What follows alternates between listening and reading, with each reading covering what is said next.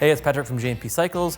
I'm gonna show you how to use the Quick Tune feature on your Power Vision. And this is a great option if you wanna make changes to your tune, but you don't wanna get into the software, or you're out somewhere, you don't have access to your software. You can make changes to your vehicle's tune right on the screen of the Power Vision. Be careful though, it can get kind of advanced. You may make some changes you don't want to, and I'll show you how to restore your default settings as well. But the first thing we're gonna need to do is plug our Power Vision into the data port on our bike and flip on our ignition.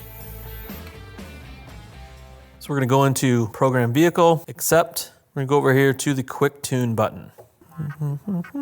The first tab is General, but right up front, let's talk about the Default button. If you hit the Defaults button down here, that's going to restore all the defaults in every single tab. So if you use that, it's gonna reset everything. I just wanna get that out of the way up front. But right now we're in the General tab. We can do a couple of things here.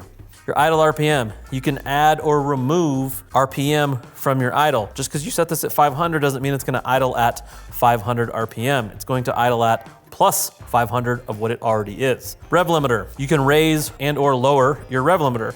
Be careful with that. You know, with Harley Davidsons, they're not really meant to rev to the moon, so you could potentially do some damage there setting your rev limiter too high. Reset adaptive fuel tables. So this is if you're doing any kind of auto tuning and the auto tune features. This will disable the ECM's ability to learn if you uncheck that. The config tab, a couple things here. ACRs, those are your automatic compression releases. Certain Harleys, mainly baggers, have those ACRs. You can go ahead and opt to turn those off if you want. Heated O2 sensors. O2 sensors need to be brought up to temperature in order for them to work correctly. And so you have heated ones, they'll bring them up to temp. They don't rely on ambient engine temperatures to be brought up to temp. But if you wanted to, you could turn those off.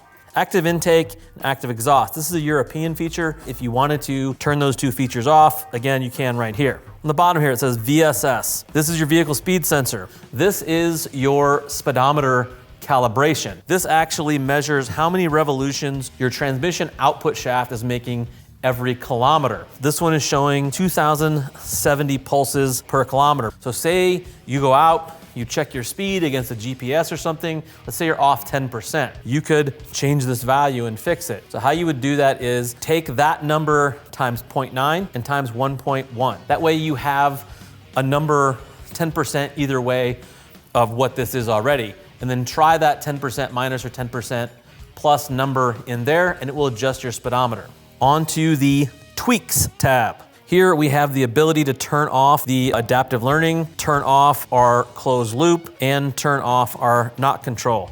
Even if you have Auto-Tune Basic turned on, it's still going to run closed loop, so to speak, with those narrowband sensors, so it still is doing something, but you can turn that off if you so choose. Knock control. This is if your bike has experienced like a pinging situation. Say you're in real heavy traffic or you got bad gas, it's going to make adjustments to the ignition timing if it starts to ping or knock. If you wanted to, you could turn that off. Fuel table, we have low, we have medium, we have high, global, decel, and then the lug feature. You could use this in situations where you're changing elevations, you don't have an auto-tune feature, so you can add or subtract fuel here. The decel is to control decel pop. We have a complete video on that. I'll link you guys to that. Global means you're gonna make the same change to the entire map. So if you add 3% fuel here, it's gonna add 3% across the entire fuel range. Low, medium, high, if you add 3%, it's only gonna add it in the low RPMs, medium RPMs, and high RPMs. So if you add fuel at low, it's gonna take that lower RPM range, it's gonna add fuel there across the whole lower end of the graph. Same with the middle, same with the high RPM.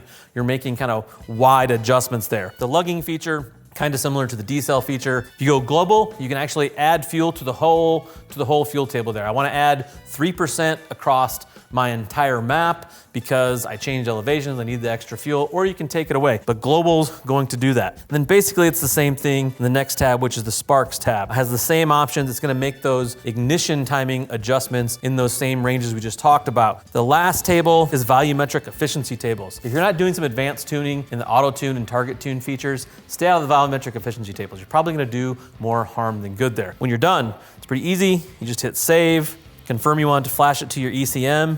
It will flash the ECM and then ask you to turn the bike off for 10 seconds, and voila, you're done. As always, if you guys have any questions, feel free to drop us a comment and go work on those motorcycles.